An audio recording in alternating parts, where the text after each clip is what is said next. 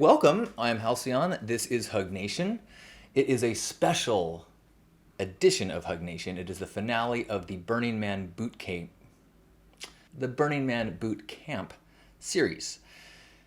4 videos plus a bonus one about relationships, about just kind of like compact all the best tips and tricks that I've been putting out for the last 15, 16 years or so. I'm a 21-year burner. This is my 22nd year. I have started with Cruise a number of theme camps over the years, most recently Pink Heart, which is celebrating our 10-year anniversary this year in Black Rock City. 10 years! You would think we'd have it figured out by then. Actually, we have it figured out pretty good. It's still a cool learning every year, but anyway, that is who I am. That massively affects the kind of experiences that I have, and so take that as you will as I share the things that my answers or my advice. There is no correct way to burn, so do you. But if you don't know what you're talking about, if you're coming to Black Rock City in ignorance, learn first. There is an article that came out today in Fast Company magazine titled, "Tech Billionaires Haven't Killed Burning Man's Anti-Capitalist Spirit, but Influencers Might." With this article going through all of the challenges that Burning Man is having, all of the affronts to our culture, with money coming in, with influencers, with really, this is the reason why I'm doing the boot camp. Burning Man doesn't have a commercialization problem. Burning has a problem of being awesome. And so people want to go. And so people go and they don't quite understand what they're getting into. They don't understand that you don't go to check out Burning Man, you go to help create Burning Man. And I think people want to know. I think that once they understand, that they will recognize the opportunity. There's a million awesome parties in the world. There is very few opportunities to actually participate and help create an awesome experience. That's why I dedicate so much of my life to trying to educate and enculturate and share the magic as I experience it. Because I think it's really important. And what is the danger to Burning Man more than anything is people not getting that. And people slowly diluting this powerfully condensed ball of creativity and support and magic that as you get pulled into it, your creativity and your magic just like pops. And as more and more people are allowed to, through money or whatever, are able to do it from a distance, they might not pop. And then they might invite their friends to check it out. And now we have not everyone in popping state. We've got a bag of popcorn with a whole bunch of kernels that are unpopped. And is there anything worse? Okay, I'm getting off track. But I wanted to mention why this is so important to me, why I make videos about Burning Man and the principles, because the principles are what makes everything happen.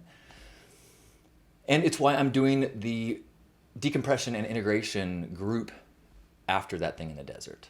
Because I think that there's learning before you go, remembering as you're there, is hugely important.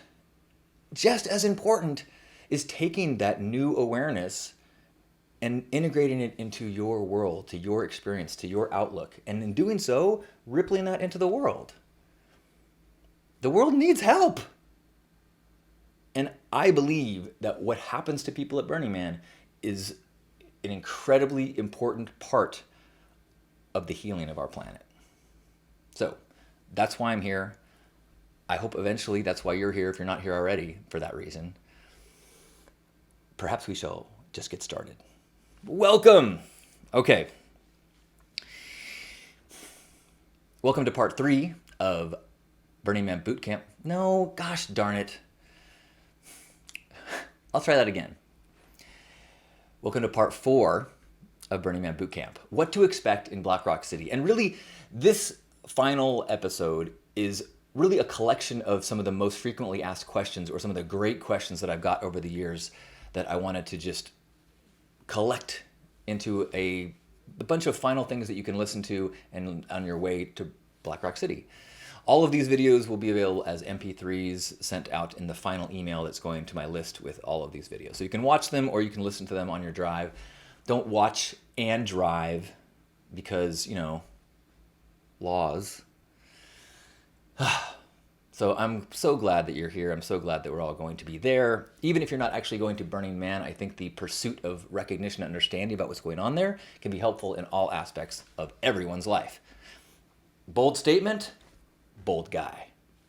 All right. The number one question, actually, I'll take that back. The first question, not the number one. There's no pageant here. We're not giving a winner. Just the first question, okay? The first question, how do I sleep there? That's a doozy. And depending on where you camp, it might be tough. There's a vast difference in the volume around the clock in different parts of the city. Hopefully, if you're going with people and with a camp, you can get a sense for what your part of the city is like. And in a big theme camp, the sound and the volume on an edge of your camp versus the middle of your camp could be dramatically different. There's a big difference if you're on Esplanade versus back in the city. Massive difference if you're near a sound camp. If you're near a sound camp or near where the sound camps are, there's a good chance you're going to be hearing the bass of many sound systems, which sounds less like music and more just like a robot orgy. And I recommend people think about that as a way to maybe get to sleep. But really, the best I can say is it can be tough. Use earplugs. Everyone says that. I've never had that much luck with earplugs. I have had luck with sleep aids that I've gotten with the help of a doctor as I explained the situation to them. But I think if I could have any advice to someone who is struggling with sleeping at night is maybe let go of your definition of when you need to sleep. If it's 3 a.m. and there's something going on or you can't sleep, maybe get up and walk around. Maybe see what's going on. Maybe see what the sky looks like. Maybe see a sculpture that's all lit up without many people around it. Maybe grab a blanket that you don't mind getting dusty and wander around until you find some place that seems safe and quiet and you could sleep for a nap there. Perhaps going on that walk with a blanket around you becomes the most important thing you do all week. All right, next. A lot of people reach out to me and ask about being shy and meeting people and any tips or advice for that. And it can be actually really challenging. If you go to this amazing city with everyone interacting and asking for your participation and your patterns and your brain chemistry and everything, it makes it difficult and you feel like the need to get away or you struggle to open up. And I would give yourself permission to do whatever and don't beat yourself up. There's a million ways to experience Burning Man and it doesn't have to be socializing. But if you feel drawn to connect with people, they're an amazing group of people. And because we have this decommodified environment, people are pretty open to receiving a newcomer's energy because there is not the traditional what's your angle vibe that the default world entails. So you can walk up to people playing a game and say, is there room for another? You can, or a puppet show, or a parade, or if you see a camp that is built really cool, say, this is amazing. Did you guys build this? Easiest way to meet people is compliment, show interest in things they've done. And everyone there is doing things and making things. See somebody, setting up the final parts of a structure or a sculpture or painting something. If you walk up and say, do you need a hand with anything? Can I hold that down while you're doing it? And you are now a team. You are now showing communal effort and you are now on your way to, well, you've connected, but you're on your way to a deep and real connection. It is, if I could say anything to you if you're scared, is that People go to Burning Man to meet people, to meet you. You are one of the gifts. You can use your gift as a prop to begin the interaction and say, oh, wow, I love your outfit. It would go great with this Jolly Rancher. And as they giggle, you can say, it's my first time here. Anything you think I should see? Or, what is your story? That's not a good one. But what do you care about? What have you seen that's awesome? These are, I mean, you are not an invasion or a nuisance. You are part of this. And if people are busy or people are on the way to something, you know, they're just going to smile and wave. Or they might say something really snarky and mean. But that's just how it goes. They don't mean it. They think that saying fuck your burn is going to make you all feel like you're more burnier. But don't get me started. I talked about that in episode 3. Okay, another question. How to stick with your crew or your partner or your friends. Now, going out at night, it is a very likely event that you will bike someplace, start parking your bikes with a crew of people, and then turn around and have no idea where they are. And especially if it's a place like a dance place where there's tons of people, you know, 5 minutes ago, you're like, oh, I'm following my friend who's got the blue blinky light. And then you see 1,000 blue blinky lights, 1,000 people with goggles and colored hair and fur bikes. And you're like, oh, man. So number 1, don't panic. Getting lost at Burning Man is awesome. And it will happen. It should happen. You should make it happen. If you lose your friends, find new friends, have a solo adventure, it's all good. But if you do want to stick with them, a couple things you can do. One, before you head out, notice the patterns of lights on your friends' bikes and on them. And if you want to be a helpful person, put together a unique set of lights on your head, back of your head, something where people can, your friends will see it and be able to find you. Even better, a pole or a sign with lights on it. That seems like way too much effort for me. I like to have my hands free for adventures, but some people in a big group, especially if you really want to stick together, having a sign or a something lit that stays high. It can be attached to a bike as well. I've seen people do that with a lot of luck. Another thing that's really works well is to have like a call, some phrase or sound that you guys make when you're separate, and you call and response. You know,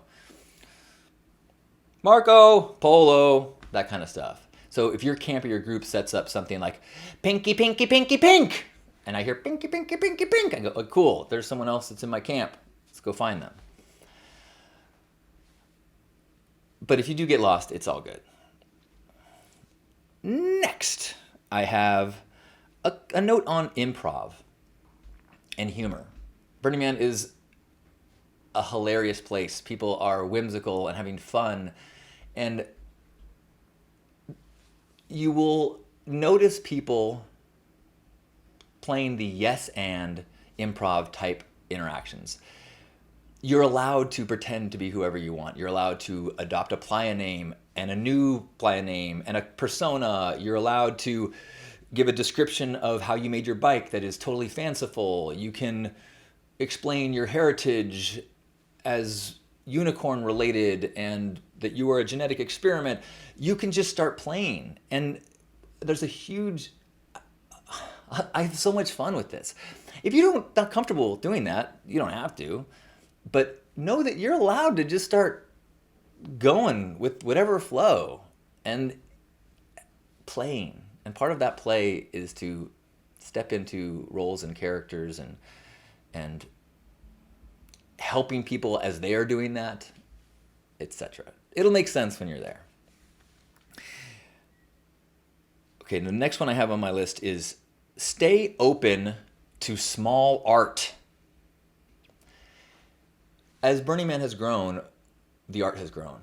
The money that's gone into some of these installations and mutant vehicles and sculptures is incredible. And what they produce is incredible. But it's very tempting to be drawn to the brightest lights and the loudest music.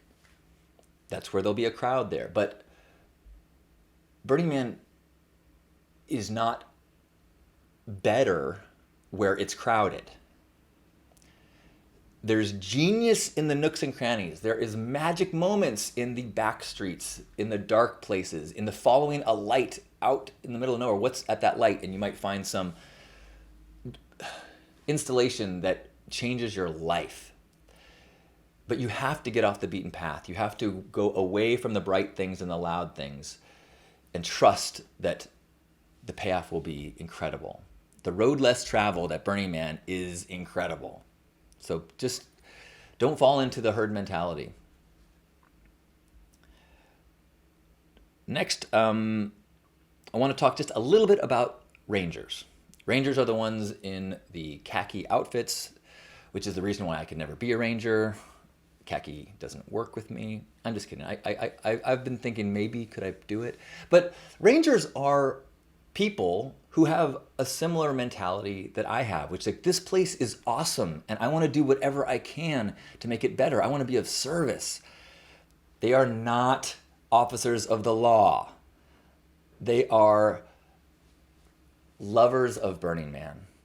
They are enthusiastic participants who know that it will be a better place if when one of our brothers and sisters gets lost or stumbles or needs something, it'll be so much better for all of us if one of our own can help them before things get bad or scary or illegal or dangerous. So when in doubt, Ranger.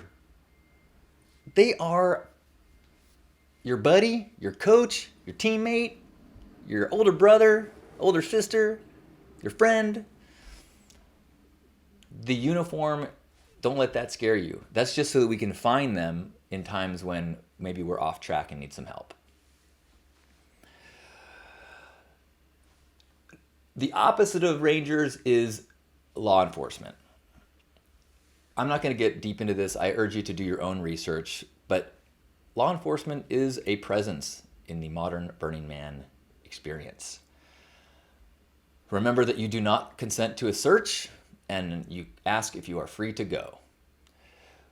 Police are notoriously known for asking questions in a way that tricks you into saying yes. Like, you don't have anything hidden in here. Like, you don't mind if I search it. And the nervous person will say, no, I don't know, no. And then they go, thank you for the consent to search your vehicle. So that's why people tell you to practice it. Have it written down. I do not consent to a search. Am I free to go? Because they will make you nervous. They will say, well, no, everyone's doing this. And you just, whatever they need to say, they will say. And because some of us have grown up, most of us, all of us, in a world where it's tempting to just want to please the police and make them like you and so that they are nice to you, they know that. They use that to their advantage. So practice the things you have to say to just make it as difficult as possible for them. For a really deep dive into harm reduction, including police, including substance use, including hydration, highly recommend a video that I did with Mitchell Gomez. It is on the Burning Man journal, as well as in my YouTube channel, the Hug Nation YouTube channel. If you search for Mitchell Gomez, you'll find it. But he is the head of Dance Safe and is just so knowledgeable, has so much to share. Really worth a listen while you are driving or stuck in traffic on their way to the burn. A lot of people ask me about hair dye tips. And I'm not going to spend forever on this because I know we're not all dyeing our hair. But yes, it is something I know a little bit about. You may have noticed if you were shopping in Walmart, you may have seen me in the hair dye aisle. I am the man on the cover of the Splat pink hair dye box. Oh, you don't recognize me? How about now? It was a long time ago. It was before Zoolander. Leave me alone. If you're planning on dyeing your hair a bright color, be prepared for disappointment. Bright colors in the best of conditions fade quickly. On the playa, they fade very quickly, especially pinks, yellows, greens, But what you can do is minimize the amount of it that you wash your hair. I know, like you're gonna maximize it out there. But what I do is I have like the dye I use is just like a vegan color. It's not nothing chemical. So, and it's actually Special Effects is what I use. I use Special Effects Atomic Pink, and I mix it into conditioner. So I have watered down dye in my conditioner so that every time I use that, I'm adding a little bit of pigment to my hair, which slows down the fading, or if I have enough pigment, actually can maintain it. So be prepared for disappointment. Colors that are darker, you might want to ask around, are going to stick longer. But if I know I don't have access to a shower, I would use my Special Effects Atomic Pink full strength, which makes it more like burgundy at the beginning of the week, and then it fades to a pink as it goes. As it is, I water it down a little bit to begin with. This is probably, 4 days in, but it was brighter before, if you can believe it. All right. I wanted to give a shout out to CLITS, which is the Cover Logos If They Show organization or movement. It is a everyone is welcome movement. One of the traditions at Burning Man is cover your logos. If you have a rental truck, bring some gaffer tape or some tape that's painter's tape that's easy to take off, and cover the logo, or even better, adjust the logo and make it into something funny.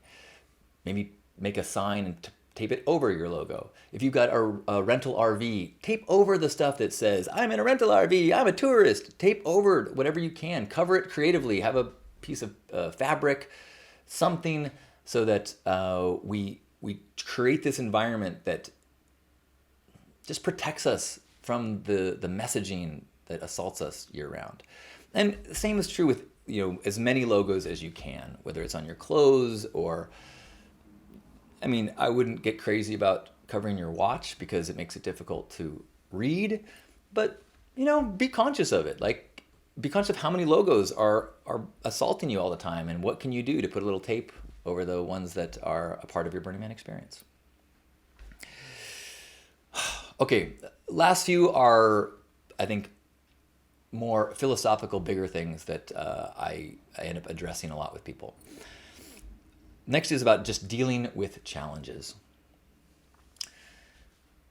You are going to have struggles during your Burning Man experience. It's kind of what you signed up for. You go to this inhospitable place. You have to bring everything you need. There's going to be dust storms while you're there. And you're going to be asked to step up and do things you've never done before. You're going to struggle. You're going to stumble. You're going to fall. And if you don't at some point surrender, you're going to suffer. I love it when the first big dust storm hits after early entry, because when the builders get hit, then they're all crusty and the people show up at the gates opening, and you've got this crusty people and clean people. But once like a Monday, Tuesday dust storm hits and suddenly everyone is baptized and covered, it's like, okay, now we can all let go of the story we have in our head about how clean we need to be or what our hygiene rules are. It's like, now I'm living in a new set of rules. And the same is true in so many ways.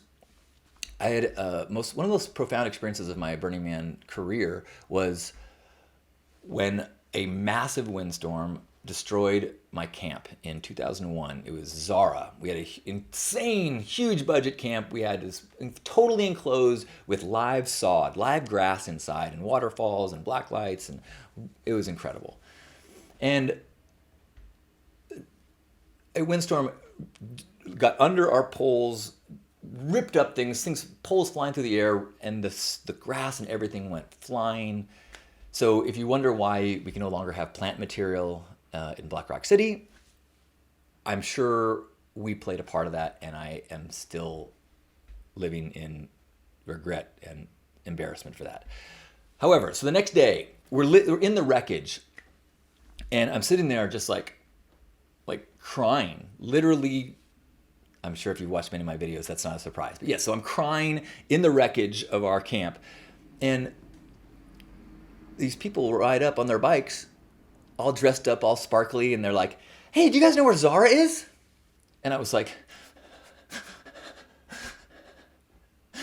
"This is Zara." And they went, "Oh, okay." And they rode off. And I was like, "What? Where are you going? Why won't you stay and suffer with us?" And this like dusty light bulb went off in my head. I guess it would be an LED. And I was like, "Oh, why are they not staying? Why am I not leaving? Burning Man is happening all around me. And I am choosing to stay in this place that is making me unhappy." And once that, I can go 20 feet in any direction and experience a different part of Burning Man that's probably going to be awesome. That changed everything. I just have to surrender, let go of my expectations. Just because things are not going the way that you want them to doesn't mean they're not going exactly as they should go. That not being able to sleep, maybe you're supposed to walk around. Missed your meal, maybe you're supposed to make something yourself or offer to help a neighbor cook. Letting go, and if things aren't perfect, move, go. If you're hanging out with friends and you don't like what they're doing, excuse yourself. Next on the list is Burning Man is a do-ocracy. If you ever find yourself saying, someone should, well then that someone is you. Think there should be more of a different kind of music? Well, make that happen. Think something should be organized a different way, or unlike a festival where there is promoters and organizers who cultivate and curate your experience, you are in charge of making this experience exactly what it needs to be. So if something ain't right, it's on you to fix it. Do-ocracy. It sounds like a lot of responsibility, but it makes all the difference in the world. And the more you feel that, the more pride you will have in the city. And as that leaks out into your life, it will make a dramatic impact on the way you see yourself in the world. And finally, I just want to say, a lot of people come to Burning Man and they have this attitude their first time. Well, I'm just here to check it out. I'm not an artist. And I would like you to take a moment, let go of that absolute. Maybe you don't put paint on a canvas. You don't make sculpture. Maybe you don't do any of those things now. Maybe you never will, but you are an artist. You can be an artist in the way that you do almost anything, because being an artist is interacting with the world creatively. Not being a consumer, but being a participant. And that's what we're all asked to do at Burning Man. Burning Man is what it is because you add your magic. And maybe you don't know what that is right now. Okay, being around so many people that are listening to their heart songs and letting it out, it will start to inspire you. You will start to notice the things you're drawn to. Let it out. Let go of any limitations you have on the definition of who you are. You are an artist, and we want the contributions inside of you. And not just in Black Rock City, in the world. And that's what I will leave you with saying. I hope that you will join me for my integration and decompression group after the burn. It's going to be a month-long video group chat twice a week to talk about ways that we can integrate better, ways that we can decompress, ways that we can get through depression and struggles and frustrations and angst, all the things that may come up when you return from Burning Man, or that thing in the desert, or any transformative experience you might be going through.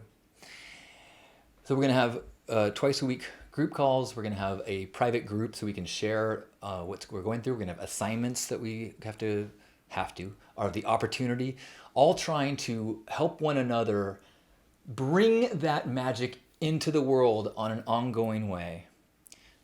It's important to be you in the world.